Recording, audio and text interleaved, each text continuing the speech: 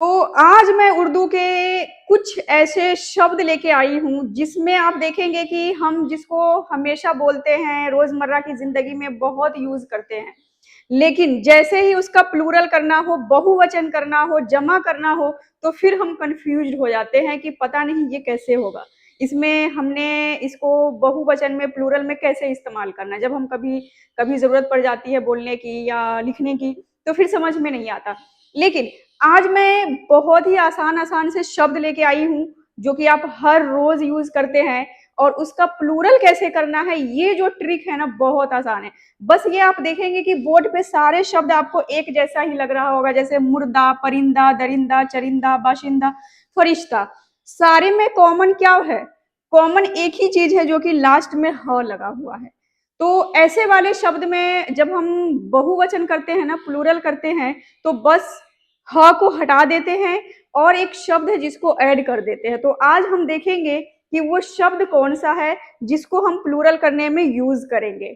ठीक है, और शब्द आपको एक ही जैसा लगेगा, और साथ साथ कई ऐसे शब्द हैं जिसके मतलब हमें एग्जैक्ट पता नहीं होता कि इसका मतलब असल में सही में क्या है।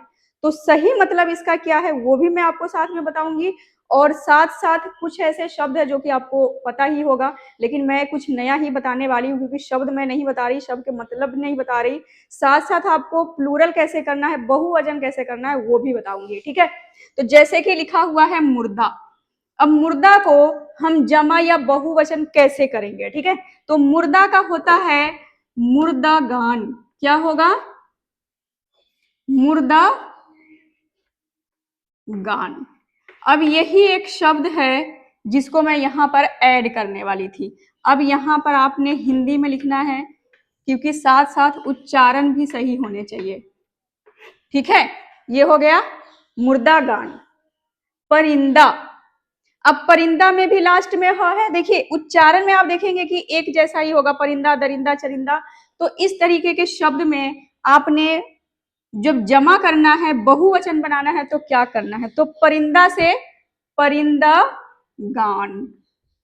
आपने लिखना है सेम परिंदा, लेकिन परिंदा नहीं लिखना है, ह को नहीं लिखना है।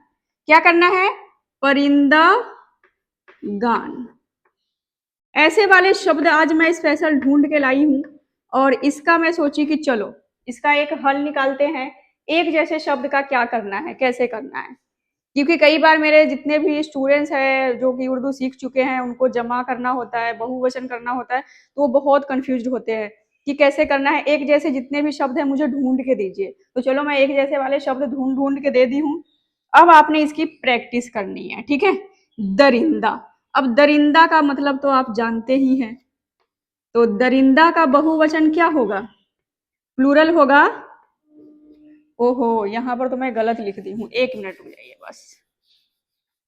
परिंदा गान लिखना है ना?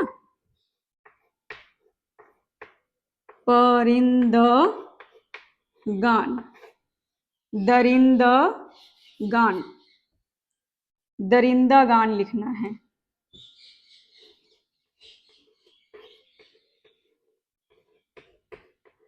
और ये देखिए दरिंदा का दरिंदा गान। चरिंदा। अब आप कहेंगे कि ये चरिंदा शब्द क्या है? चरिंदा तो हमने कभी पढ़ा नहीं, कभी सुना नहीं। तो चरिंदा का मतलब होता है चरने वाला जीव या प्राणी।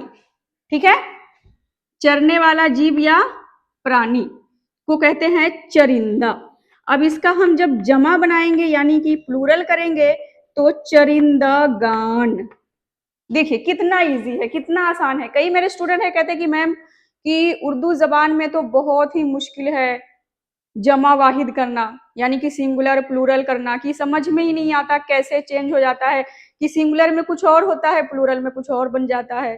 तो ये ऐसे वाले हैं जिसमें कुछ नहीं बनना है, बस गान लगा देना है आपने। ठीक है, तो ये एक ट्रिक है आप सबको बहुवचन करवाने का, यानी कि जमा और वाहिद का पढ़ाने का, है ना?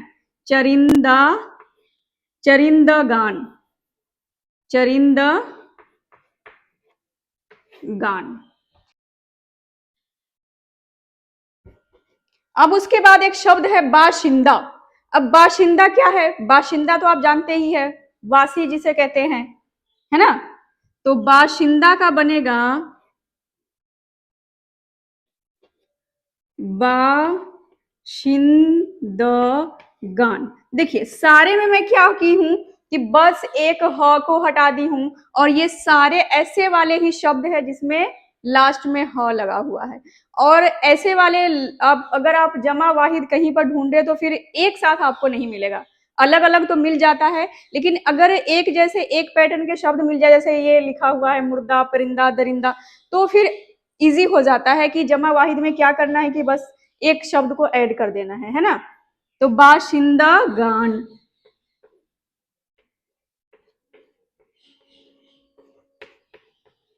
बाशिंदा गान, है ना। फरिश्ता, अब फरिश्ता नहीं कह दीजिएगा, क्या है, फरिश्ता है। फ फ को फ नहीं बोलना है, फ बोलना है, फरिश्ता। देखिए जो फरिश्ता है ना, इसमें लटकमी है आ गया है, तो फरिश्ता गान हम कैसे लिखेंगे, तो पहले हम लिख देंगे फरिश्ता, क्या लिखेंगे, सेम ही लिखेंगे, फरिश्ता गान, है ना। अब यहां पर सेम मैं उर्दू में लिख देती हूं ताकि आप सभी के प्रोनाउंसिएशन खराब ना हो, है ना। फरिश्ता गान। अगला शब्द देखिएगा कि है बंदा, और बंदा में भी लगा हुआ है लास्ट में ह, तो इसको हम जब प्लूरल करेंगे तो कैसे करेंगे उर्दू में, है ना। बात यहाँ पर आके ही फंस जाती है, मसला यहीं पर पैदा हो जाता है कि उर्दू जबान में बहुवचन या प्लूरल बनाना करना, जो इसका प्लूरल है वो बहुत मुश्किल है, लेकिन इतना भी मुश्किल नहीं है। अगर आप एक जैसे शब्द को इकट्ठा कर ले, फिर इकट्ठा कर ले, तो अलग अलग जमात में अगर आप बांट दे, अलग अलग हिस्सा में बांट दे, तो फिर आपको इजी लगेगा, है ना। तो बंदा का आप देखेंगे कि बंदा, बंदगान, है ना, कितना सिंपल है, बंदगान। अब बंदगान में यहां पर हिंदी भी लिख रही हूं साथ साथ, ताकि आप सबको कंफ्यूजन ना हो कि गैन है या गाफ है, ठीक है, गाफ नहीं गाफ। राय दिहंदा, अब आप कहेंगे राई दिहंदा ये क्या, कौन सा शब्द आ गया, ये तो कभी नहीं सुने थे, लेकिन ये सुने होंगे कभी, कई तरह हम ध्यान नहीं देते। राय दिहंदा, पहले इसका हम करते हैं प्लूरल, राय दी हन द गान। अब यहां पर आप कंफ्यूज हो गए होंगे कि इसको हम प्लूरल कैसे, इसका प्लूरल क्या होगा, बहुवचन क्या होगा। तो राय दिहंदा लास्ट में है, तो फिर यहां तक हम सही लिखेंगे जैसे पहले लिखा हुआ राय दिहंदा, फिर उसके बाद हम लिख देंगे गान, ह को हटा के एक शब्द है गान वो लगा देना है। अब राय दिहंदा का मतलब क्या होगा, राय दिहंदा यानी कि एक मत, एक विचार, राय देने वाला, मत देने वाला, यानी कि आप कह सकते हैं वोटर जिसे कहते हैं, विचार देने वाला, ठीक है। सा जिंदा, अब सा जिंदा का मतलब क्या होगा, तो सा जिंदा का मतलब पहले आप जान लीजिए कि सा जिंदा लफ्ज का मतलब होता है साज बजाने वाला। इंग्लिश में इसे कहते हैं म्यूजिशियन, जिसे आप कहते हैं, बहुत सिंपल। अब आप सा जिंदा उर्दू में सुन रहे होंगे तो लग रहा होगा कि कभी नहीं सुने हैं, लेकिन जैसे इंग्लिश और हिंदी में बात आती है फिर हम फटाक से समझ जाते हैं ना। तो साज बजाने वाला या म्यूजिशियन कह लीजिए आप। तो सा जिंदा को अब हम जिंदा कैसे करेंगे ये देखिए, सा जिंदगान, है ना। अब यहां पर मैं उच्चारण लिखूं पहले, नहीं तो कई मेरे ऐसे स्टूडेंट हैं जो कि गलत पढ़ देंगे, है ना। सा जिन द गान, पशमांदा, है ना, पशमांदा क्या है, पसमांदा है।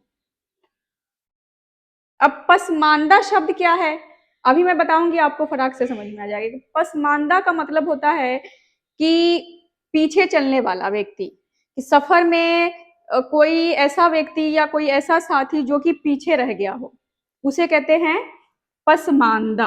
अब इसका प्लूरल क्या बनाएंगे, है ना, तो पसमांदा का होगा पसमांद गान, पसमानदगान। अब इसको लिख देते हैं पहले हिंदी में, पसमानदगान, ये देखिए, ठीक है, पसमानदगान। खाजा, अब कई लोग इसे ख्वाजा भी कहते हैं, इसे क्या कहेंगे, ख्वाजा भी कह लीजिए, कोई चक्कर नहीं है, ख्वाजा। अब ख्वाजा का प्लूरल क्या होता है, ख्वाजा का प्लूरल होता है, ख्वाजा क्या होगा, बहुत इजी, बहुत सिंपल, ख्वाजा गान। अब एक चीज है जो कि आपको मैं लास्ट में बताऊंगी, ठीक है, पहले लिखिए, ख्वाजा गान, है ना। जिंदा, ये जिंदा और मुर्दा वाला है, ठीक है, तो जिंदा का मतलब क्या होगा, जिंदा मतलब जिंदगी, है ना, जिंदा है कि मर गया, ये वाला, तो जिंदा का प्लूरल क्या होगा, जिंदा, जिंदा गान, है ना। अब इसे पहले, सबसे पहले तलफ्फुज पर ध्यान दीजिए, जिंदगान, बहुत सिंपल, बहुत ही इजी है। अगर आप इस तरीके से इकट्ठा करके लिख लें, जैसे मुर्दा, परिंदा, दरिंदा, चरिंदा, जो भी था, ये सारे शब्द, ठीक है। तो सा जिंदा का मतलब भी मैं आपको बता चुकी हूँ, क्या मतलब होगा, राय दिहंदा, पसमानदा, खाजा और जिंदा, ठीक है। अब देखिए, मैं आपको यहाँ पर एक चीज बताने जा रही थी जो कि बहुत इंपॉर्टेंट, बहुत जरूरी है और बहुत गौर से सुनना है, ठीक है। ये जो गोल वाले हैं, आपको जितने भी शब्द में दिखे होंगे ना, उसमें आप देखेंगे कि प्लूरल में उसको गायब कर दिया गया है ना।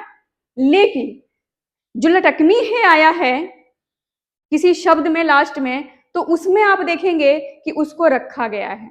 तो आप सबने भी इस बात पे बहुत ज्यादा ध्यान देना है कि अगर लटकमी हो तो आपने गान लगाने में उसको रहने देना है, लेकिन गोल वाला हो तो उसको उड़ा देना है, गायब कर देना है ना।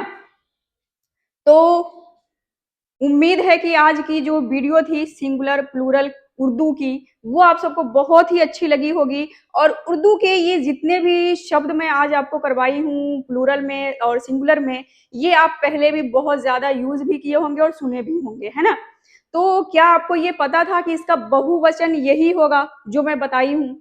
अगर आपको ये चीज पता था या पता थी तो आप मुझे बताइएगा कमेंट में, और आप सबके कमेंट का मैं मुंतजिर रहूंगी। और मुंतजिर जो शब्द है इसका मतलब क्या होगा ये भी बताइएगा मुझे कमेंट में, है ना। तो मिलते हैं फिर, खुदा हाफिज, गुड बाय।